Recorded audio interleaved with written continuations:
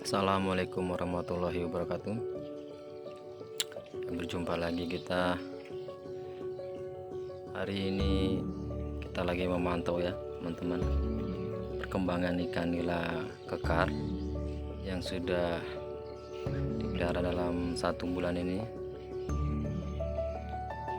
Ya, ada keluhnya juga. Keluhnya ya, kematian ikan itu nggak bisa kita pungkiri. Ternyata bibit yang dibeli jenis nila kekar itu bibitnya bawa penyakit ya. Jadi kematian itu cukup banyak, mungkin ada sekitar 50-an ekor lebih. Nah, kenapa bisa sampai seperti itu? Bibit yang pertama kan bagus tuh, yang bawaan yang nila merah itu nih, nila bangkoknya. Pas nila kekar dimasukkan 3 hari kemudian itu sudah ada kematian. Tapi yang mati pertama itu dari nilai kekarnya. Pikir saya wajar lah, mungkin dia stres. Ternyata memang ikannya bawa bibit penyakit jamur dia. Kendalanya di tempat saya ini gak ada yang jual-jual obat-obatan itu, kan obat ikan. Dari garam krosok aja waduh gak dapat ya teman-teman. Jadi saya putar di wilayah kota saya, dapat juga, tapi itu kayaknya mungkin sudah lama sekali. Maksudnya dalam artian lama, orang jarang tahu kalau di situ ada. Persisnya seperti itu.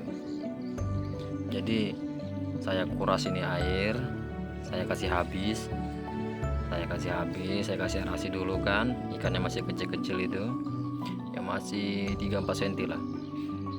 Setelah dikasih habis airnya, terus kita isi setengah. Saya kasih kurang lebih 4 bungkus, sekitar 4 kilo lah air garam krosoknya itu. Setelah dikasih itu, sudah kita lihat, udah kita seleksi. Memang kalau yang ikan yang gak kemungkinan bisa besar, tidak kita masukkan. Setelah itu kita pantau 3 hari, udah nggak ada kematian. Kalau ada kematian 1-2, tapi itu mungkin sisa dari ikan-ikan yang kena jamur kemarin. Dari situ sudah baik ya, ikan-ikannya sudah baik. Kita juga sudah dapat kapur dolomit. Kalau yang ini nila bangkoknya ini, itu bukan semua indukan ya. Itu emang ikannya yang udah besar, dalam artian sudah mencapai indukannya. Sebenarnya nggak sebanyak ini awalnya, itu sudah sering saya panen sendiri, cuman ya nggak saya rekam aja.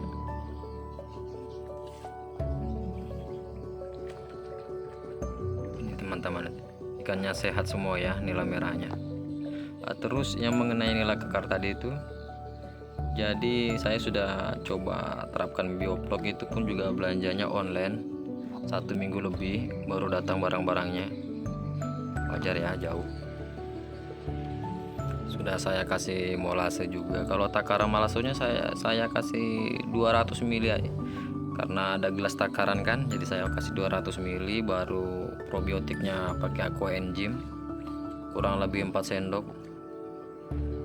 Kalau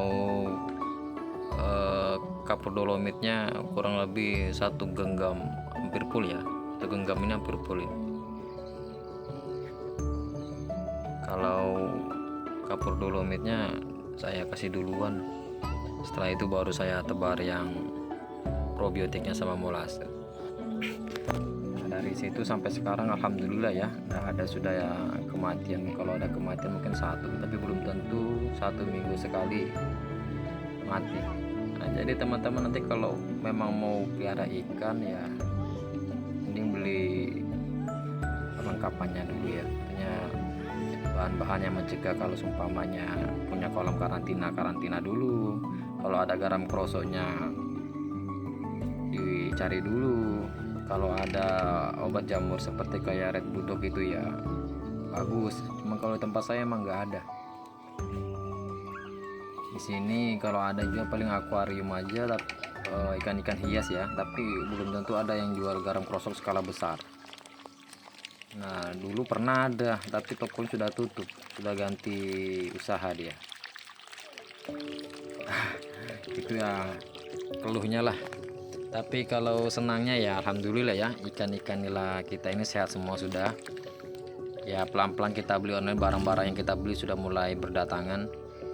Ini sekarang ikan ini panjangnya sudah mencapai 10 cm, mungkin ada 10 cm lebih. Ya kalau kita pukul rata 7 sampai 8 lah. Cuma kalau yang 10 cm itu juga sudah mulai banyak, terutama yang jenis nila kekar. Entah kenapa nila kekar di sini cepat sekali besar ya, dan bentuknya pun berbeda dia. Kalau yang nila kekar dia lebih pipih melebar, contohnya gini aja, kalau kita ukur sama-sama lebarnya untuk 5 cm selebar telapak tangan ini, nila kekar utuhnya 5 gini, 5 jari begini ya. Tapi kalau nila bangkoknya dia lebih panjang, dia nggak besar lebar kayak 5 jari begitu, dia kayak 4 jari tapi lebih panjang daripada nila kekar. Nah, seperti itu ya. Jadi saya perhatikan emang bentuk ikannya beda. Kalau rasa ikannya juga berbeda ya, karena saya pelihara nila merah ini sudah 1 tahun lebih. Nah, makanya kita coba belajar lagi yang nila hitamnya nih. Dilihat dari sudut mana juga ikannya ini aktif ya teman-teman. Bagus untuk kedepannya, insya Allah lah bagus. Ini kita coba beri pakan lagi. Kalau ngasih makannya 2 kali ya, 2 kali sehari, pagi sama sore hari. Itu anak-anak saya sama istri yang kasih makan. Tapi kalau saya pas lagi libur kerja bisa nyampe 3 kali atau 4 kali, karena mana ya, asal saya datang ke situ ikannya kan pengennya bawanya makan, kita juga senang. Jadi asal dia mau ya kita kasih aja, cuman porsinya lebih sedikit daripada kita ngasih makan pagi atau sore hari ya. Kalau orang bilang apa ya, cemilan lah ya, ikannya sehat juga. Tuh udah nampak ya, sebenarnya ini banyak nila hitamnya, cuman airnya emang sudah mulai coklat-coklatan gitu ya. Dan bagusnya ini airnya nggak berbau ya, karena pada umumnya katanya sih metode bioflok itu nggak berbau. Jadi untuk mengatasi itu saya menggunakan E4. Untuk kolam ukuran 1x4 ini saya menggunakan 4 tutup botol, bahkan 4 tutup botol setengah. Itu dilihat dari ikannya ya. Kalau ikannya kurang nafsu makannya mungkin saya tambahin lagi. Tapi selama saya rawat 1 bulan ini saya hanya memberinya per minggu ya. Per minggu itu 4 atau 3 tutup botol, tergantung lihat kondisi airnya juga. Kalau probiotiknya ini sudah saya lakukan tahap pertama ya teman-teman. Nah, ikannya sudah sebesar-besar ini.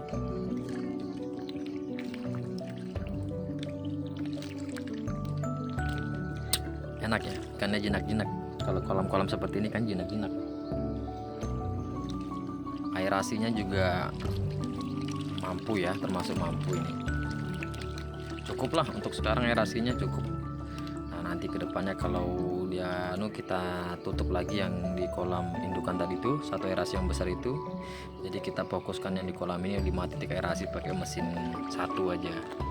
Kalau ikannya sudah mulai besar, kemungkinan besar kalau anakan itu saya pindah yang di kolam sebelah tadi itu, ini kita langsung fokuskan 1 mesin ini di kolam yang ini. Jadi kolam yang berikutnya nanti 1 mesin juga, tapi dia lebih besar sih mesinnya. Cukuplah buat 2 kolam berikutnya, karena mesinnya kita pakai Resun ya, pakai Resun LP200. Apa saya pakai beli mesin besar? Pertama buat antisipasi aja, Kalau kita kan baru belajar bioflok ini, kalau yang dibilang katanya ledakan bioflok, yang katanya nanti limbahnya nggak bisa teraduk dengan sempurna, ikannya semakin padat, baru oksigen yang dibutuhkan harus besar. Jadi ancang-ancang memang saya sudah menyiapkan mesinnya tuh yang besar. Namanya kita pemula juga ya teman-teman, kita pemula. Cuma kalau yang saya pelihara sebelumnya itu, yang di kolam yang sebelahnya itu, memang saya nggak pakai yang namanya aqua engine, saya nggak pernah pakai molase. Tapi dari situ juga saya berpikir begini, oh ikannya bisa besar juga ya. Itu sudah 1 tahun lebih ya. Sebelumnya saya pakai sistem ras, cuma saya capek aja, capeknya karena di sini susah air ada tapi kan air pakai PDAM terus. Awal mulanya sistem ras itu per 2 minggu sekali saya ganti airnya teman-teman. Saya bikin gentong, saya pakai kasih filter. Lama-lama capek membersihkan, apalagi kalau pas lagi pulang kerja ya capek membersihkan. Jadi cobalah belajar dulu kita. Jadi yang kolam yang sebelumnya itu saya hanya menggunakan E4 saja, karena E4 itu untuk menjaga kualitas air dan mengurai kotoran ya. Jadi kotoran yang berbahaya diminimalisirkan lah, jadi airnya bagus.